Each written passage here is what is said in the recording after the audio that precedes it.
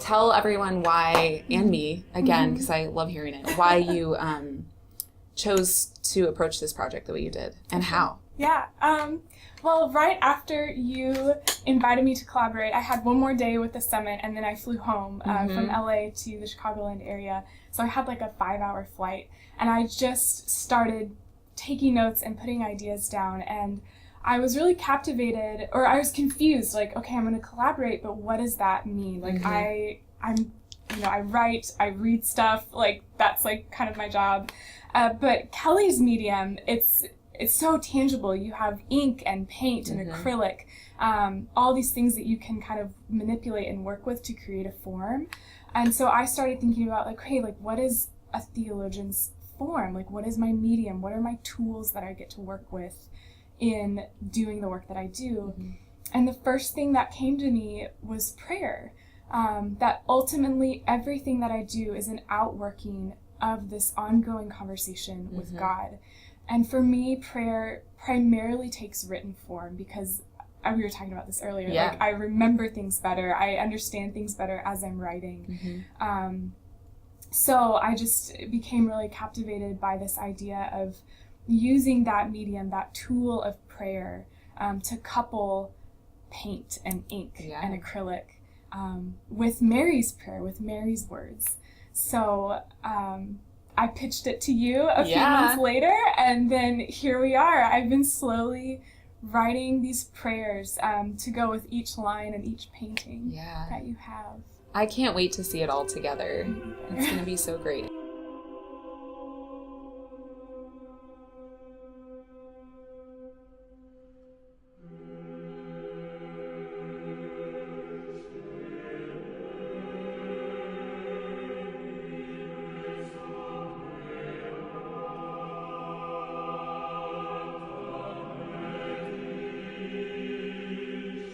So I would love to hear more after you made your choice that your material is prayer. I want to hear about how you chose to structure this and create a form that is so beautiful, and I can't wait for people to hear about it and experience it. So, like, bring us into that experience a little bit. Yeah, so this wasn't intentional, but I noticed after I'd written the first handful of prayers, probably 5 or 6 of them, that they were subconsciously being structured like a liturgical service, like a church service almost. Because one of the very first ones that I wrote was formed after a collect, which is kind of this call to worship. And then a couple of the other ones look kind of like scripture passages, like one looks like a psalm, another one kind of looks like a epistle or blessing letter. And then my high point, the line that I'm moving toward, he has shown strength with his arm, is kind of a gospel prayer for me. And then after that, I could just see prayers taking the shape of intercession, and then communion and thanksgiving, and then sending and benediction. And again, that wasn't intentional, but to me, now that I'm able to kind of see all of them working as a whole, the hope, the prayer in all of these prayers is that you'd be able to use them to walk through your own service with Kelly's paintings. Oh, that's just the most beautiful thing. Like, and one of the things that I think about as I hear her talking about this is the fact that when we started this, I feel like you've never done anything quite like this. Never. But I just feel like you're so mature as an artist, and these choices that you're making are so deliberate and well thought out and beautiful, and to want to create an experience like that for the people who are going to be going through and looking at the work and engaging with the scripture is so, I think, hospitable and beautiful, and I can't wait to experience it myself.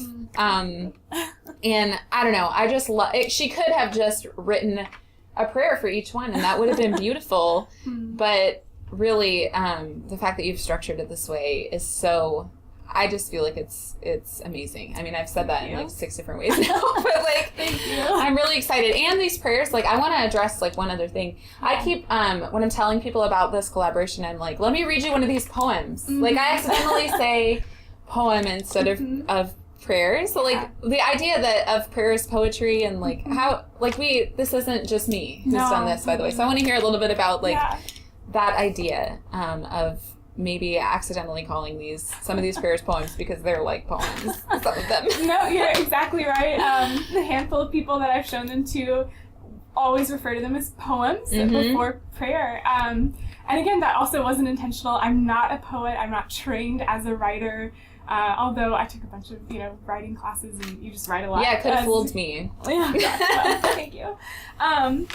But I think it's interesting that they're taking the shape of poetry, because for me, I'm really influenced by everything that I read, and I have been reading more and more poetry over the years, and short stories and fiction, and I'm just really captivated by really good writing.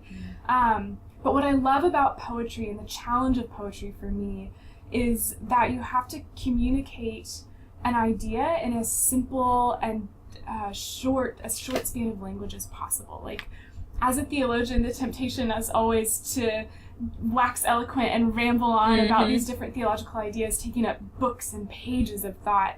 But for these prayers, I wanted them to be as accessible as possible and as true as possible, I guess. And so they look like poems and sound like poems because I think I'm trying to hone them into the most simple form of thought, but with as much meaning as I can pack in there. Yeah, but what's beautiful is like they invite you in as the person reading to experience them. They're not I don't feel when I read them that you're trying.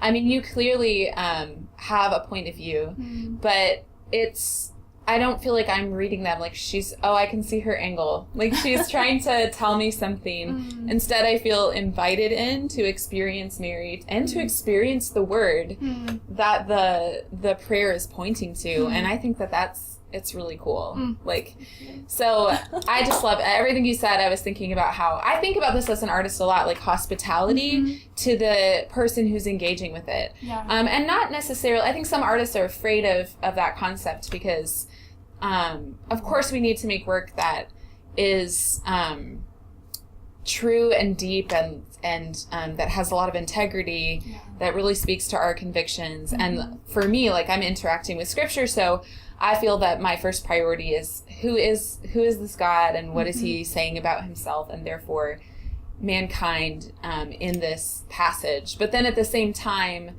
I am thinking about the viewer and like how can I be hospitable to invite them into this experience instead of creating something that just exists by itself on the wall that they're meant to observe but not enter into.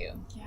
Does that make sense? And It does. I think even writing and prayer in church can sometimes feel that way. Like this is an official moment where we all like stand up a little straighter and like the pastor is reading or reciting this prayer and like this is really official, Yeah. And there can be this certain separation sometimes and